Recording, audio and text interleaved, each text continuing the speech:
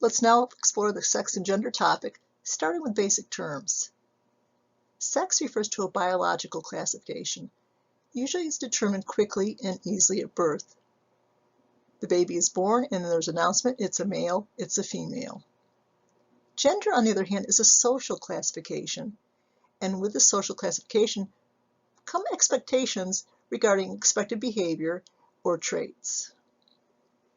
Now, gender identity is one sense of being male or female.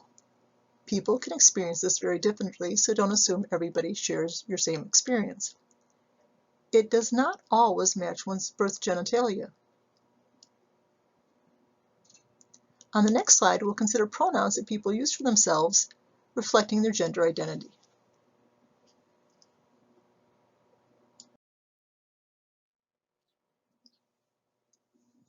So a person may prefer he or him, she or her, they or them, or they is a neuter pronoun.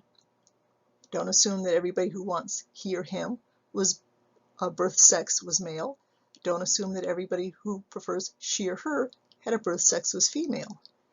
So it's appropriate to use the term that the person prefers. A simple matter of courtesy.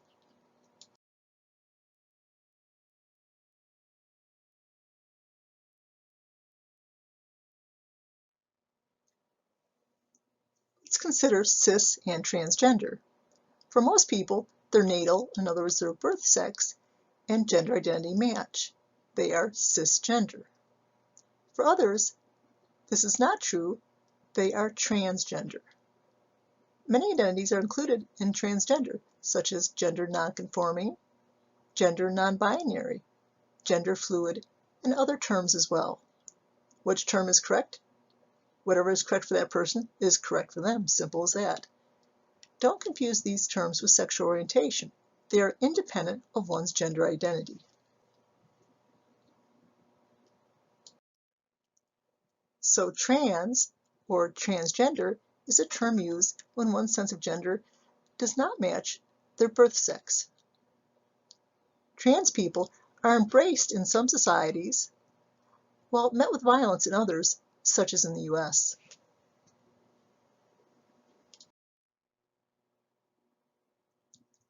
Let's consider the Two-Spirit.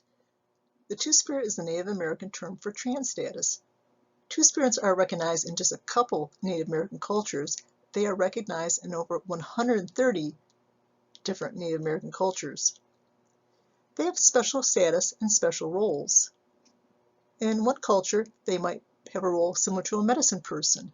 In another culture, a spiritual leader. In another culture, they get the fun role of playing matchmaker. In other cultures, they get to name the babies. I think this is a particularly interesting one. You'd have to treat this true spirit with extra careful respect, because what if you angered them and they named your baby something horrible? It makes me think of Frank Zappa, very famous musician, led the movement against censorship in music. He named his children Moon Unit and Dweezil. And I'll say it again, Moon Unit and Dweezil. So if you angered a Two-Spirit in that culture, you might get a name comparable to that. So the Two-Spirit is something revered, something respected. If you had a child that was a Two-Spirit, you'd be strutting your stuff saying, my child is a Two-Spirit. So definitely something valued, as it should be.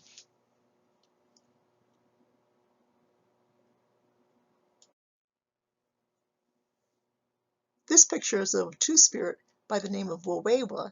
She was a Zuni woman in the 1800s, and for her culture, she was a woman like every other woman, but for us, she would be a trans person.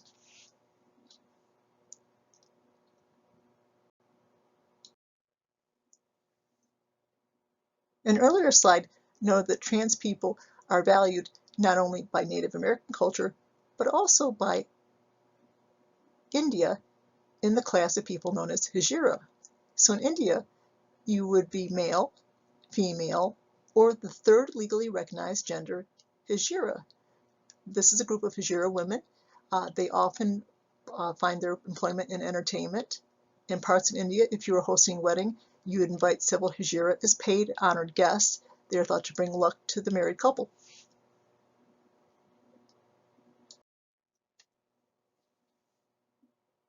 This slide shows you many cultures in which third gender and/or trans people are legally recognized. The picture of a trans Taiwanese boxer, the hijra term is highlighted so you can see how it's spelled. And you can see many cultures recognize either third gender and/or trans. I could have easily kept going, but I ran out of space in the slide and thought this was just a bit of an example of how many cultures this is a culture normative term and concept. Just because it's a newer term in our concept does not make it foreign for most of the world. We too are learning the idea of trans.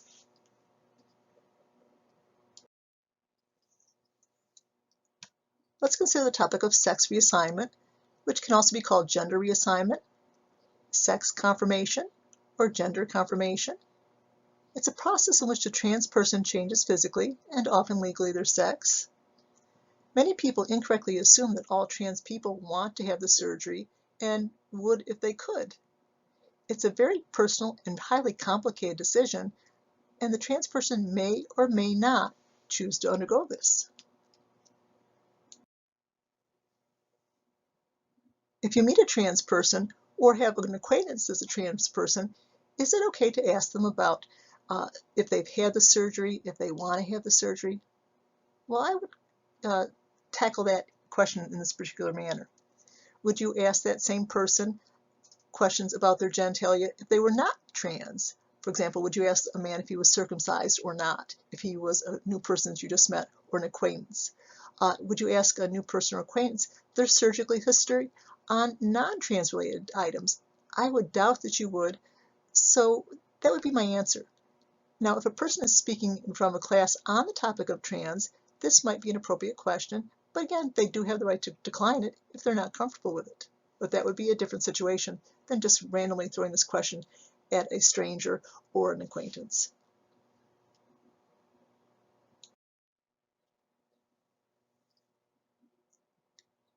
Time magazine devoted part of an issue to the transgender topic and framed it in terms of transgender people being the newest group in our country seeking civil rights.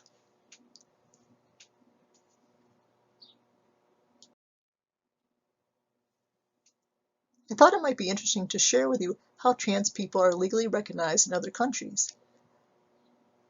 So X-gender or MX, Nepal uses the interesting other as opposed to male or female.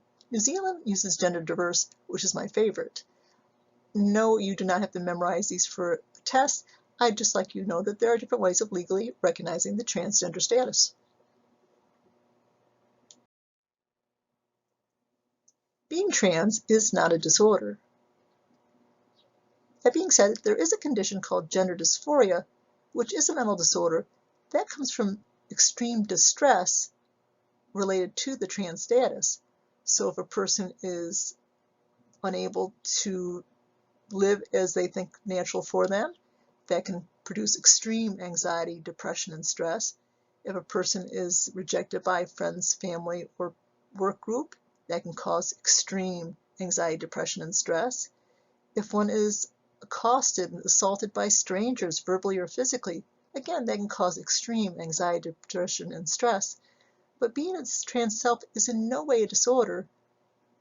A disorder can result from the great difficulties associated with the status in our current culture, but hopefully as trans becomes more and more commonplace, gender dysphoria would become less and less frequent. Unfortunately, almost all members of the LGBT community have experienced violence one or more times, either physical or verbal, in their lives. But among the transgender population, the threat of injury, severe assault, or even murder always looms. Take a look at these pictures of people that were murdered in 2015 that were trans. What do you see in common? I see two things. One is that these people are trans women. Also, these people are women of color. So the threat of violence is always looming amongst the LGBT population, but particularly amongst trans people. And for that reason, allies are always welcomed and always needed.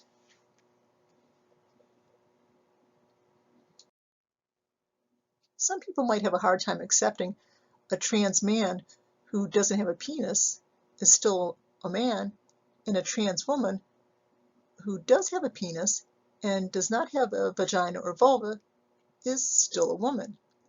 If it sounds confusing, look at it this way. If a man lost his penis in a war or an accident, wouldn't you still regard him as a man? Absolutely. So his genitalia does not define his sex. So it'd be exactly the same thing for the trans population. We've now finished the trans topic, and we are moving on to a totally different topic. Unfortunately, students often try to connect these two, which results in confusion and much inaccuracy of thinking. So again, trans topic is finished, and we're moving on to a brand new topic, intersexuality.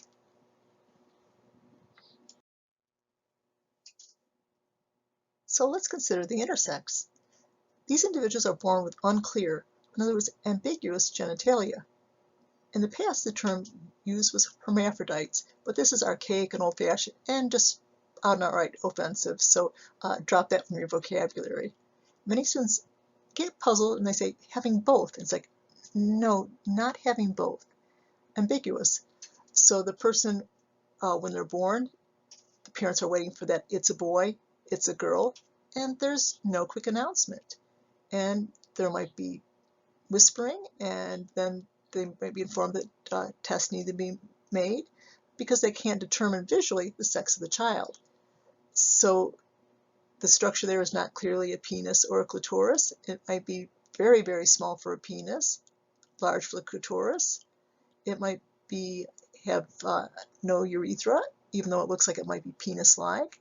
There might be a very short vagina, which is close-ended.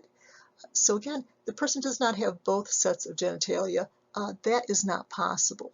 Basically, it is an ambiguous state. But in a normal state for humans, many humans are born this way, and many species are born individuals in this particular manner.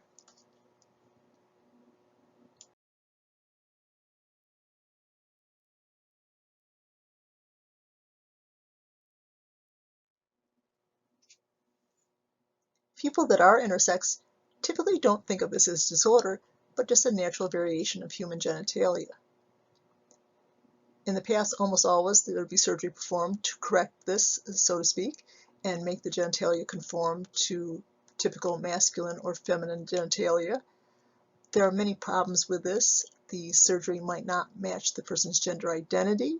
Often there's scarring, often there's issues in functionality. So within the field of human sexuality, it's often suggested that surgeries not be performed and instead let the person decide when they're old enough if they wish to have surgery and what particular surgery direction they would wish to undertake.